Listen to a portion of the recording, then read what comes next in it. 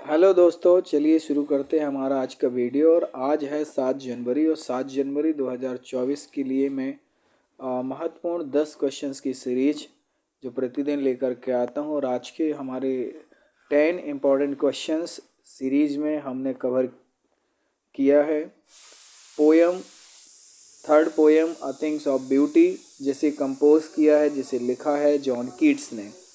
तो जी हाँ, आज हम जो है इसी पोयम के इम्पॉर्टेंट क्वेश्चंस के बारे में डिस्कस करने वाले हैं कि इस पोयम से किस प्रकार के क्वेश्चंस और कौन कौन से क्वेश्चंस इम्पॉर्टेंट हैं जो आ सकते हैं आपके सत्र 2023-24 के कक्षा 12वीं इंग्लिश के पेपर में। तो चलिए शुरू करते हैं हमारे आज का महत्वपूर्ण क्वेश्चन। एक क्वेश्चन देखिए इस तरह से आता है। ये सेक्शन डी में क्वेश्चन नंबर 9 में एक नंबर के 5 क्वेश्चंस आते हैं। तो हम शुरू करते हैं। क्वेश्चन लिखा हुआ है, read the following extract carefully and answer the questions that follow. Okay, ये ऑब्जेक्टिव टाइप क्वेश्चंस आते हैं, लेकिन फिर भी हमने इसको जो है थोड़ा लेंदी लिखा है ताकि एक क्वेश्चंस के साथ हम कई शॉर्ट आंसर्स को कवर कर सकें। तो देखिए, पहले हम पोएम पढ़ लेते हैं। अ thing of beauty is a joy for ever, it's loveliness increases, it will never pass into nothingness, but will keep a bower quiet for us, and a sleep full of sweet dreams, and health and quiet breathing। ये 4 lines हैं, आप इसको देख लीजिए। ये चारों lines जो है कहाँ से ली गई हैं? Poem a things of beauty से। और ये थिंग्स ऑफ ब्यूटी पहली लाइन में ही क्लियर हो जाता है, जिससे ये पता चलता है कि ये कौन सी पोएम की ये लाइन ली गई है ना। तो आप बता सकते हैं कि पोएम का नाम क्या है? Things of beauty. कंपोज्ड किसने किया है, किसने लिखा है? राइटर का नाम क्या है, पोएट का नाम क्या है? John Keats. चलिए देखते हैं, पहला क्वेश्चन है, what does the poet feel about things of beauty. A thing of beauties में पोएट क्या महसूस करता है? The poet feels that a thing of beauty is a joy for ever. उसे ऐसा लगता है कि जो थिंग ऑफ ब्यूटी है वो कैसी है? जॉय फॉर एवर, कभी खत्म ना होने वाला आनंद है। It is a source of constant joy, और यह जो है लगातार आनंद प्राप्त करने वाला, मिलने वाला आनंद है। ठीक है। It's loveliness keeps on increasing, और इसकी जो सुंदरता है, इसका जो प्यारापन है वो कंटिन्यू बढ़ता रहता है, ख़त्म नहीं होता। नेक्स्ट क्वेश्चन देखिए, what does the poet mean when he says it will never pass into nothingness. कवि का इस लाइन से क्या मतलब है जब वह कहता है कि it will never pass into nothingness? इससे कवि क्या कहना चाहता है? तो it will never pass into nothingness means it never fades. इससे कहने का मतलब यह है कि वह कभी ख़त्म नहीं होता। It never fades. A thing of beauty always leaves an indelible imprints on our heart and soul। और ये जो थिंग ऑफ ब्यूटी है वह कभी ख़त्म नहीं होती, और ये हमारे मन मस्तिष्क में जो है एक कभी न मिटने वाली छाप छोड़ जाती है। अगला देखिए, नेक्स्ट क्वेश्चन है, point out the figure of speech a thing of beauty is a joy for ever. Is a joy for ever, इसमें कौन सी फिगर ऑफ स्पीच का यूज़ किया गया है? तो हम देखेंगे मेटाफर का यूज़ किया गया है।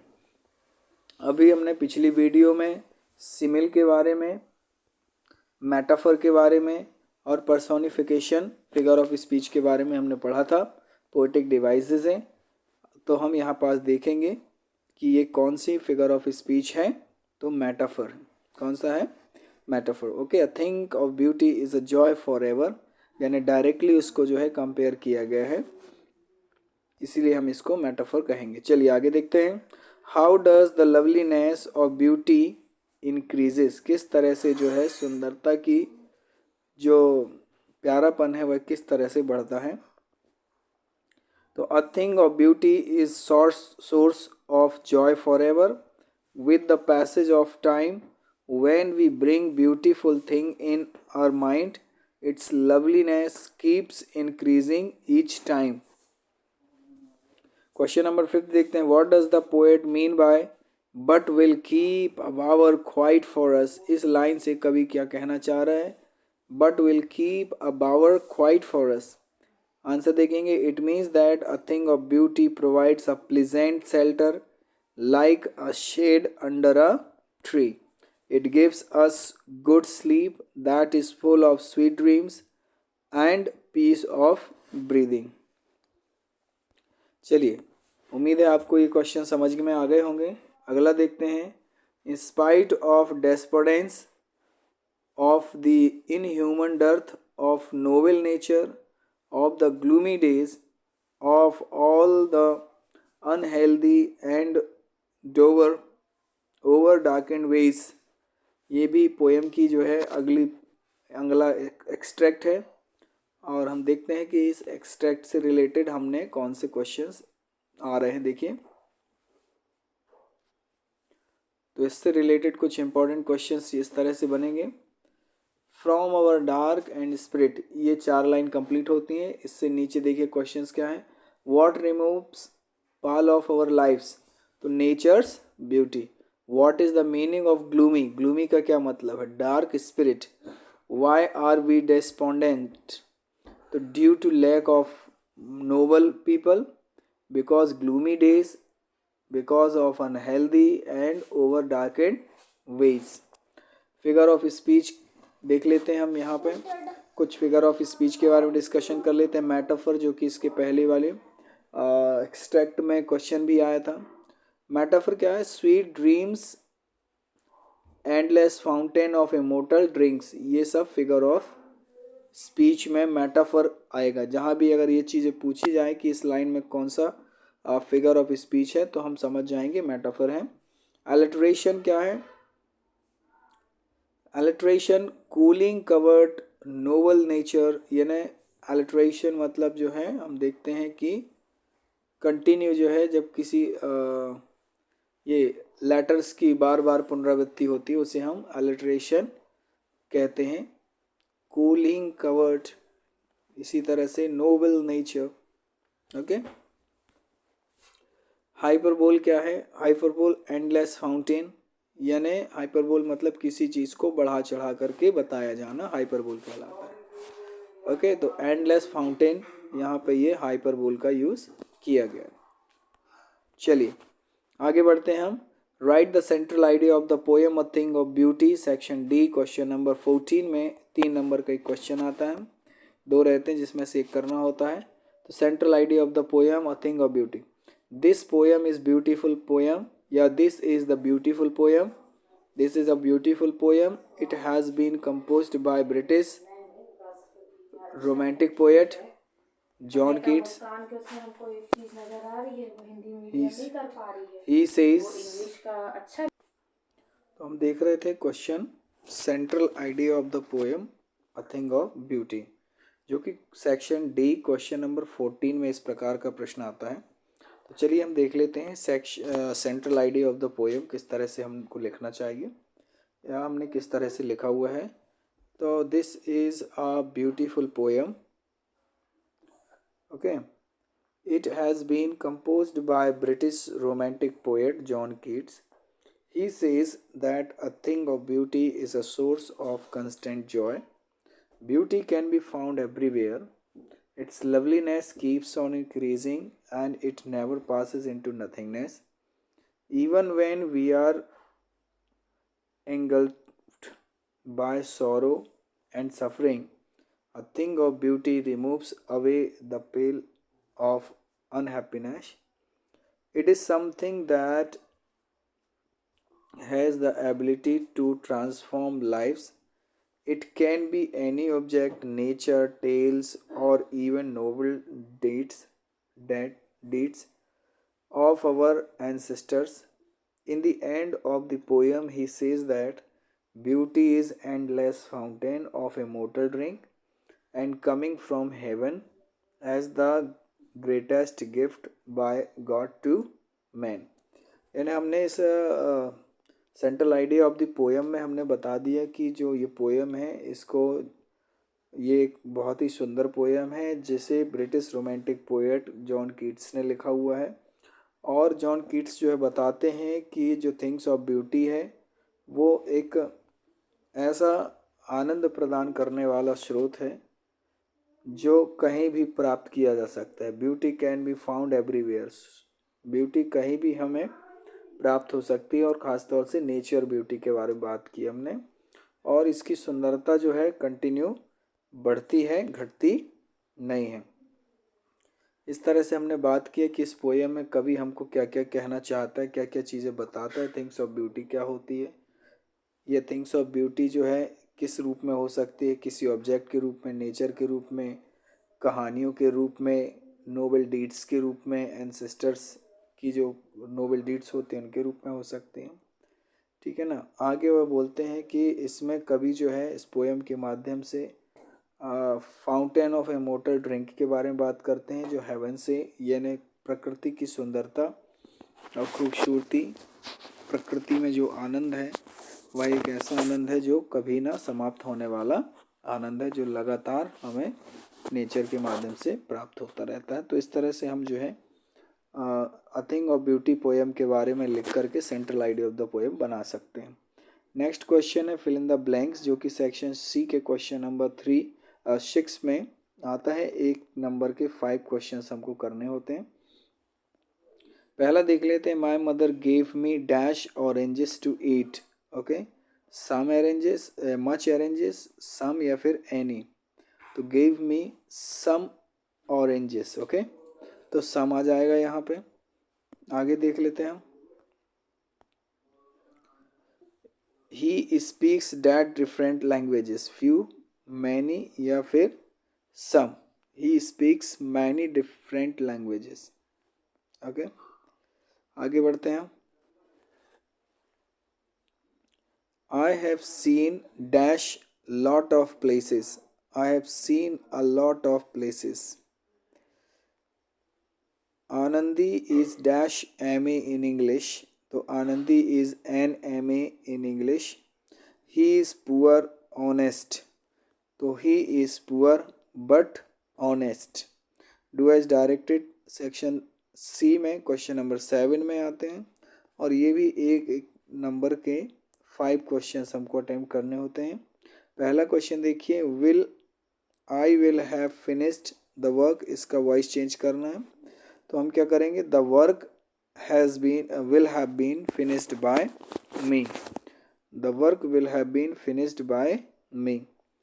Is he kicking a ball, इसका भी पैसिवाइज करना है। तो is a ball being kicked by him. Next है देखिए, Indore is not as big as Mumbai, rewrite using comparative degree में हमें इसको लिखना है। तो हम किस तरह से लिखेंगे, Mumbai is bigger than Indore. ठीक है, Mumbai is not as big as Indore is not as big as Mumbai, इसका मतलब यह है कि इंदौर उतना बड़ा नहीं है जितना कि मुंबई है। तो कहने का मतलब ये हुआ कि Mumbai is bigger than Indore. Okay, next देखिए, Kalidas was the best Sanskrit poet. Positive degree में हमको करना है। पॉजिटिव डिग्री में मतलब मीनिंग भी चेंज ना हो और डिग्री भी क्या हो जाए, पॉजिटिव हो जाए। अभी कौन सी डिग्री लगी हुई है, बेस्ट, यानी सुपरलेटिव डिग्री। तो बेस्ट की जगह पे हमको किसका यूज़ करना पड़ेगा, गुड। गुड उसकी पॉजिटिव डिग्री होती है। तो चलिए देखते हैं हम किस तरह से करेंगे। तो no other Sanskrit poet was so good as Kalidas, मतलब इतना अच्छा नहीं है जितना कि कालिदास है। इस तरह से हम कर लेंगे। आई डिड इट, इसका निगेटिव बनाना है। तो I did not do it हो जाएगा। इस तरह से ये इसका नेगेटिव सेंटेंस बन जाएगा। चलिए आगे देखते हैं नेक्स्ट एक्सरसाइज।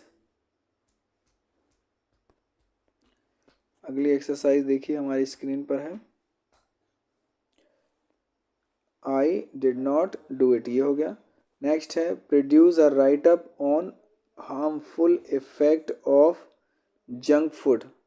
ये सेक्शन बी में क्वेश्चन नंबर 5 में पैराग्राफ राइटिंग में आता है। तो आपको इसमें देखिए क्या पैराग्राफ राइटिंग में लिखना है कि जंक फूड के बारे में, harmful effects of junk food, junk food खाने के नुकसान के बारे में लिखना है। तो देखिए हमने क्या लिखा यहाँ पे, सबसे पहले हमने अपना टाइटल लिख दिया, और टाइटल क्या है हमारा, harmful effect of junk food, यानी जंक फूड खाने के क्या नुकसान है, क्या प्रभाव है। तो junk food has gained a lot of popularity among kids and even adults. यानी जंक फूड कौन से कहलाते हैं? ऐसे फूड जो चिप्स पैकेट में पैक होकर के आते हैं, जैसे चिप्स, कुरकुरे, ये सारी चीज़ें जंक फूड कहलाती हैं। तो junk food has gained a lot of popularity among kids and even adults. आजकल बच्चे हों या चाहे बड़े लोग हों, ये सब जो है जंक फूड खाने के आदी हो गए हैं। It has became the first choice for any parties menu.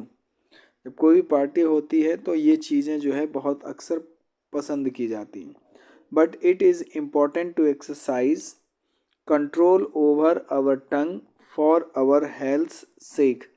और ये बहुत आवश्यक है कि हम जो है थोड़ा सा प्रयास करें कि हम अपने हेल्थ को लेकर के इस पर हमें थोड़ा कंट्रोल करने की आवश्यकता है। Completely avoid it is not an effective way. We should take necessary steps to not let it replace our healthy food. पूर्ण रूप से तो हम इसको बंद नहीं कर सकते हैं, ये प्रभावी ढंग भी ठीक नहीं होगा। तो हमें ऐसे स्टेप्स लेने चाहिए, ऐसे स्टेप्स लेना बहुत आवश्यक है जिससे हमारी हेल्दी फूड जो हैं उनकी जगह पर हम इनका सेवन ना करें।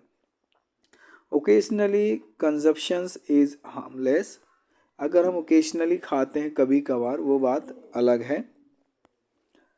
But making a habit of avoiding healthy food for junk food can lead to severe health condition especially among kids।